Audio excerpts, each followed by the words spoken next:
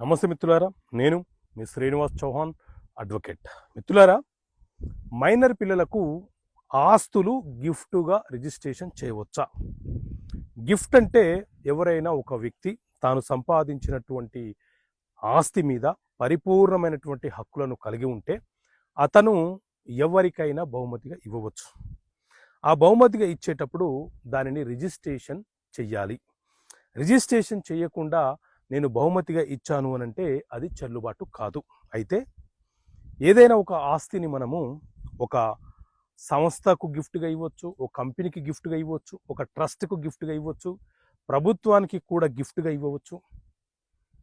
Minor పిల్లలకు కూడా మనము ఆస్తిని గిఫ్ట్‌గా ఇవ్వడానికి అవకాశం ఉంటుంది. అయితే మైనర్ తరపున ఆ మైనర్ యొక్క సంరక్షకుడు, గార్డియన్ ఎవరైతే ఉంటారో ఆ ఆస్తులను గిఫ్ట్‌గా స్వీకరించేటప్పుడు